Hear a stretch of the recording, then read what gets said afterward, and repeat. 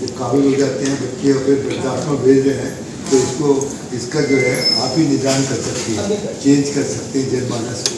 तो अभी तक तो ये परंपरा इतनी बढ़ रही है कि हजारों लोग जो सर्वे किया गया अलग अलग स्टेट में, तो पता लगा कि अलग अलग स्टेट के 40% से ज़्यादा व्यक्ति माँ बाप जो हैं वो बहुत दुखी हैं, और बच्चे डायरेक्टली और इनडायरेक्टली उनके साथ दुर्व्यवहार करते हैं, लेकिन वो उसको एक्सप्रेस नहीं कर सकते।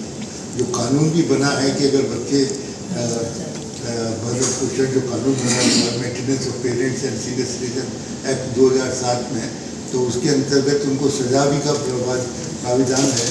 और अगर उनकी प्रॉपर्टी बच्चों के नाम में हो गई है और अगर माँ बाप चाहें तो उसको रिवर्स भी हो जाती है, सब कुछ प्रावधान है।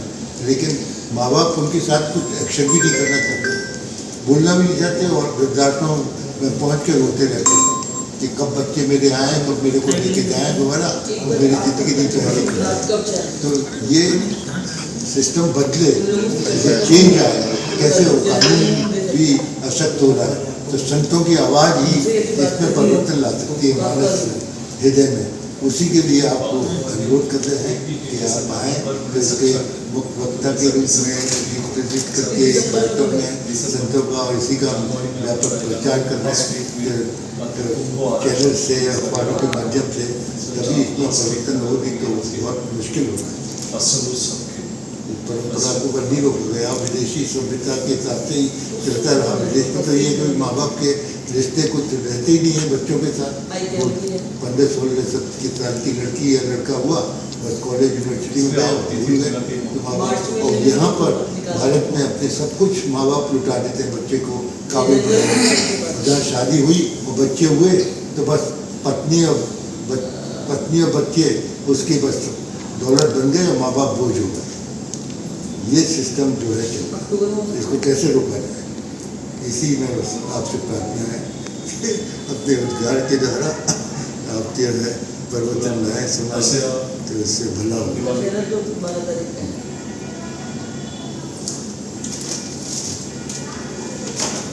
असल में हम ये तो कल है ना जी,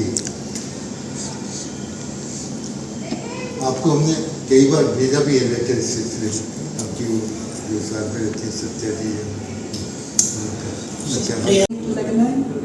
अब आप ये देखो कि 60 वर्ष के बुजुर्ग अगर 8 वर्ष के बच्चे को लेके बैठेंगे तो उसको अपनी जिंदगी का अनुभव, शिक्षा, चिकित्सा जो है देंगे। तो आप देखो ना, वो उनके लिए भोजन, उनके लिए चाय, उठा के जूते पहनाना, लाठी पकड़ाना, वो शिष्य करते हैं ना फिर, जिनको आप देते हो। तो कभी भी ऐसा घरों के अंदर उपेक्षा झेली नहीं अतीत के भारत ने, क्योंकि वो सक्षम होते ही घर त्याग देते थे। उसके पीछे एक कारण भी है कि घर के साथ जो आसक्ति होती है, वो जब शरीर छूटता है वो बहुत बाधा डालता है। इसलिए हमारे यहाँ पहले घर वर्ग में मोह ज्यादा होता ही था।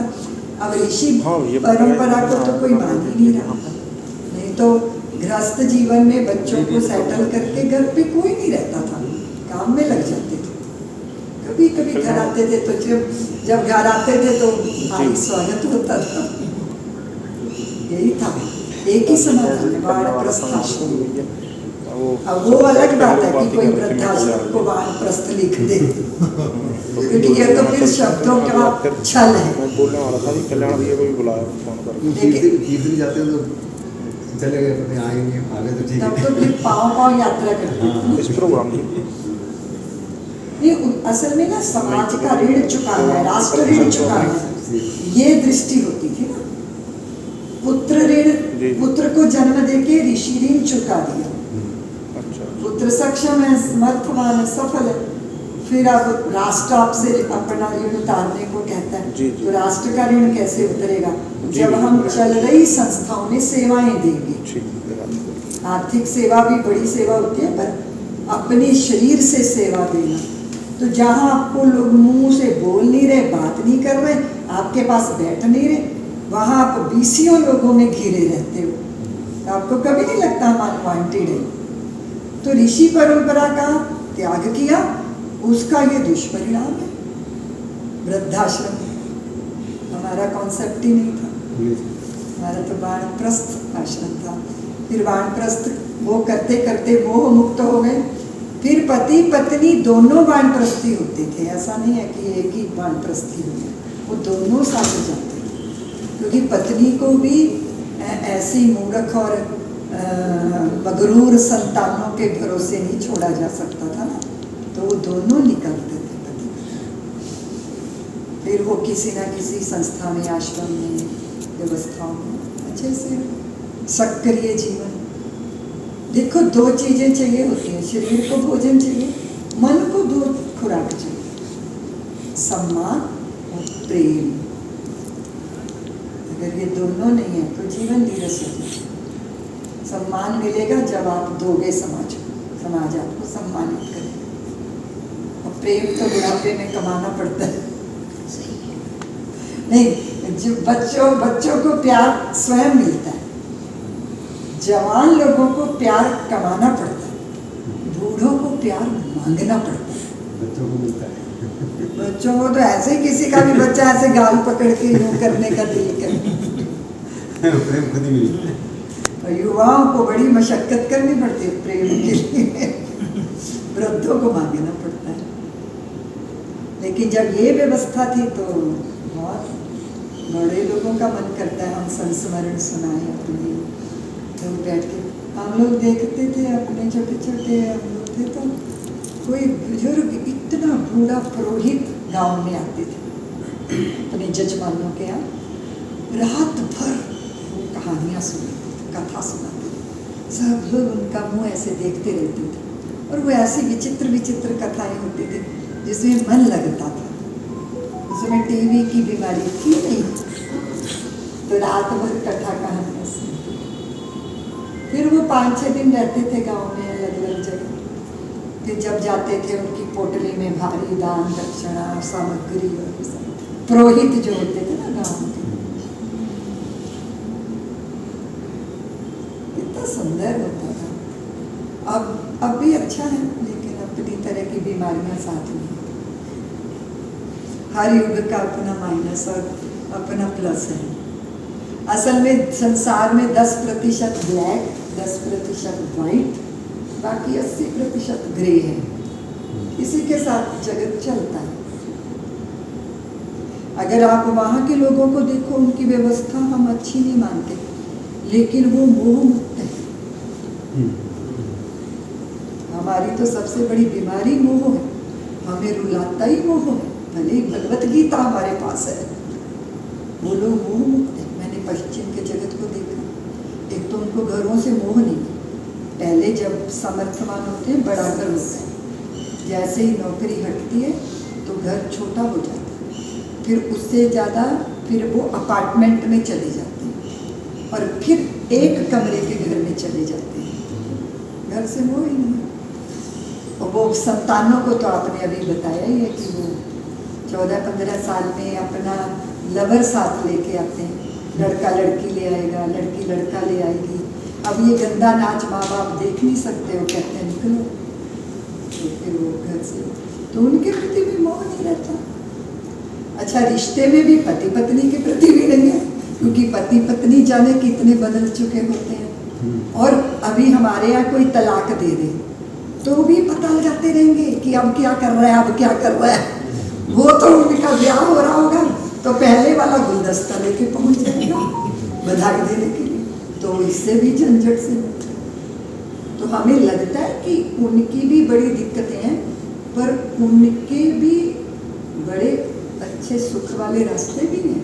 क्योंकि सबसे बड़ी चीज़ है आशा और मोह, वही हमें दुखी किए है कि अरे बच्चे सुनते नहीं, बच्चे सुनते नहीं। जब हम युवा थे हम भी अपने बच्चों में लगे हुए थे, अब वो युवा वो अपने बच्चों में लग गया।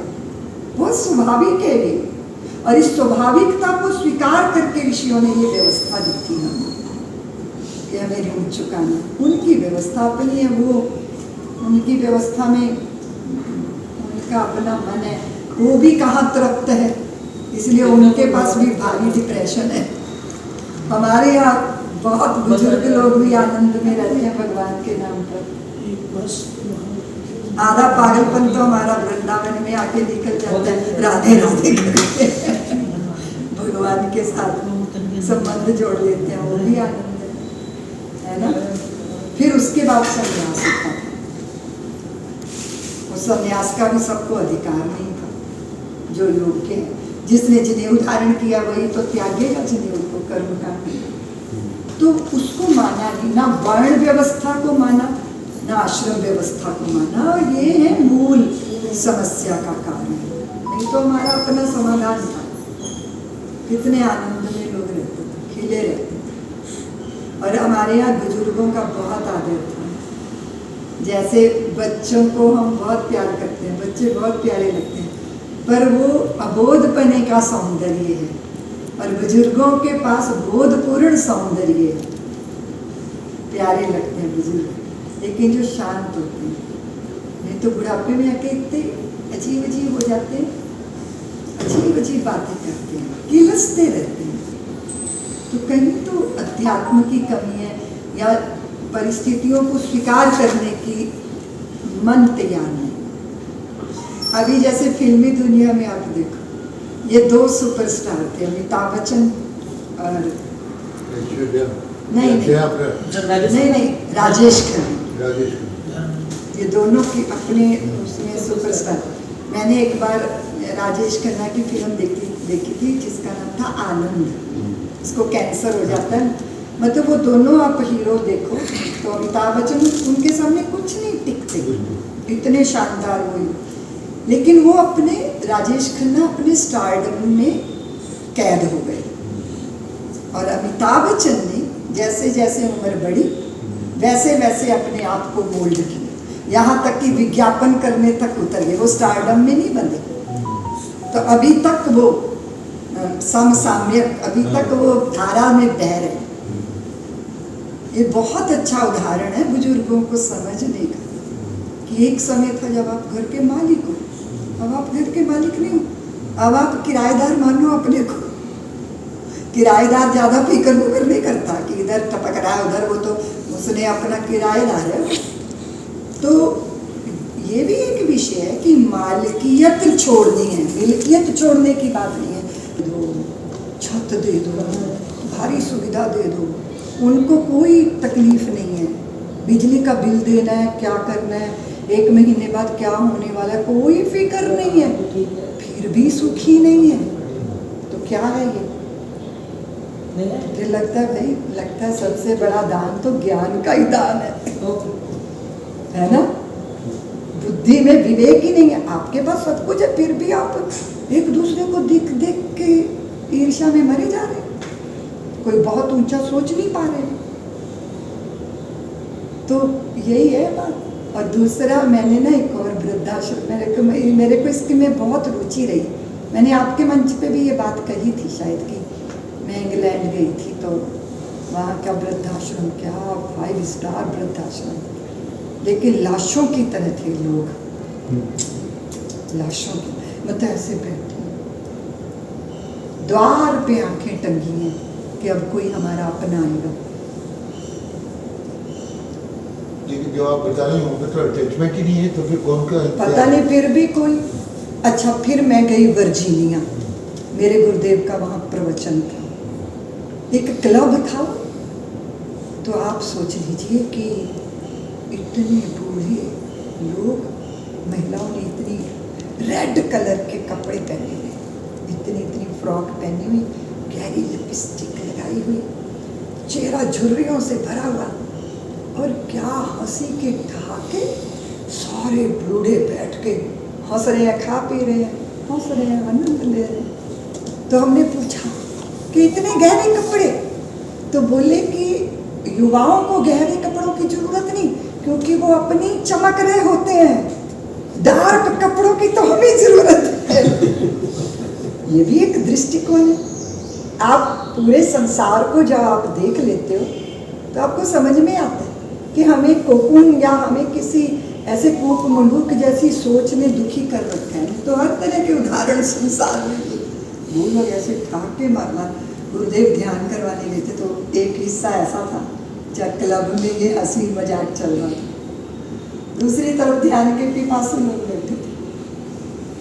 अब बहुत बार वो एक गजल है, एक गीत है ना, वो तुम क्यों इतना मुस्कुरा रहे हो, क्या गम है जिसको छुपा रहे हो। ये भी एक बात है कि अभी थोड़ा सा हाथ पकड़ ले, पूछने लग जाए। तो मैं तो ये थी, मतलब मैं खोजी वृत्ति की रही। मैं भगवा पहन लिया, लेकिन मैं प्रिंटेड कपड़े पहन के, ये जो प्रयागराज का कुंभ था उसमें मैंने रंगीन कपड़े पहने, और अखाड़े में वो वहाँ पे लिखा हुआ था माई बाड़ा। पहले तो मेरा मन बड़ा व्याकुल, शब्द अच्छा नहीं है, क्योंकि बाड़ा जानवरों का होता है, भैंसों का, गायों का, घोड़ों का, गधों का बाड़ा, सुअरों का, मुर्गियों का बाड़ा। ये क्या माई बाड़ा? मेरे अंदर तूफान मच गया, क्योंकि मेरे ना भीतर क्रांति की आग हमेशा रही। 4 साल की थी मैं तब से।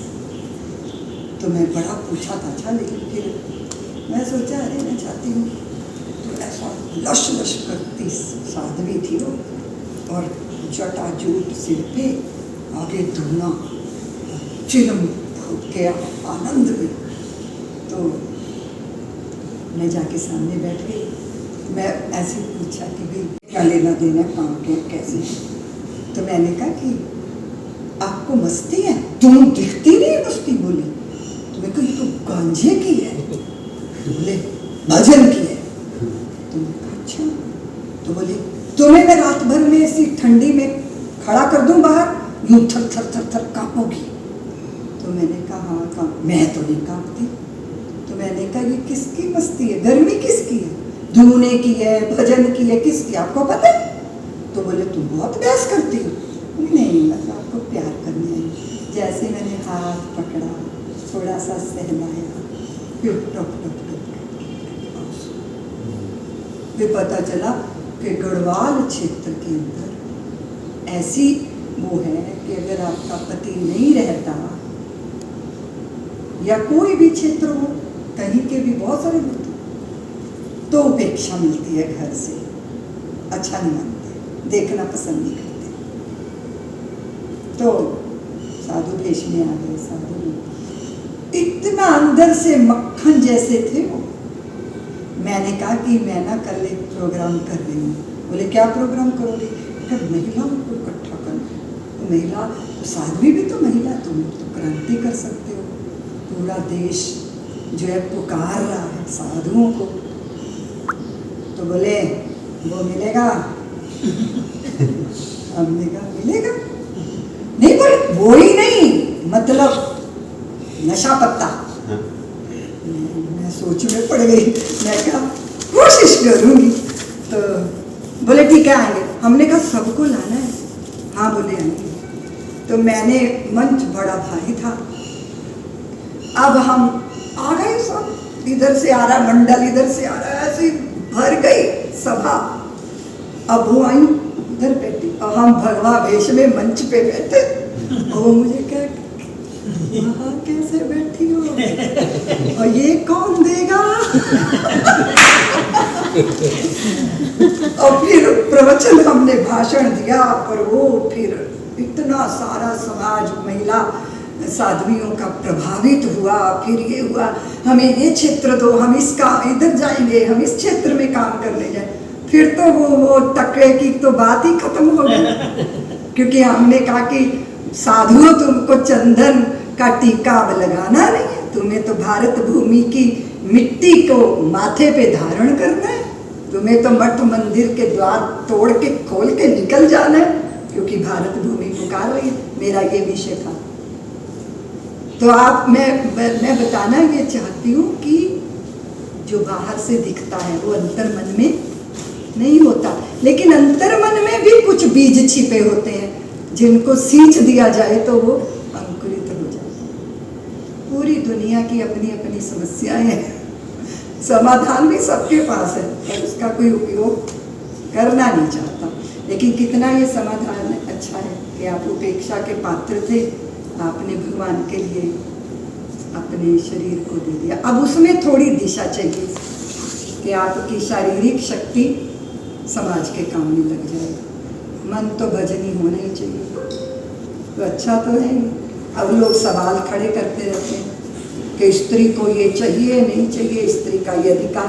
अरे उसका क्या अधिकार है भाई, उसकी परिस्थिति है, उसके हालात हैं, उसकी प्यास है ना। सागर तो अकड़ेगा, वो तो इठलाएगा, उसके पास बहुत पानी है, लेकिन प्यासा तो तलाश करेगा ना 2 बूंद पानी की, कहीं से भी मिले, सम्मान मिले, भगवान के साथ जुड़ के मिलता है तो वो मिले, क्योंकि मन को चाहिए सम्मान और प्यार। बस भोजन तो भिखारियों को भी मिलता है। तो हम ऐसा वातावरण बनाए। आपने बहुत सुंदर संकल्प किया। मैं तो पिछली बार आई थी आपके मंच पे, मन बड़ा प्रभावित हुआ आपकी भावना को देख के कि बहुत सुंदर है, बहुत सुंदर है।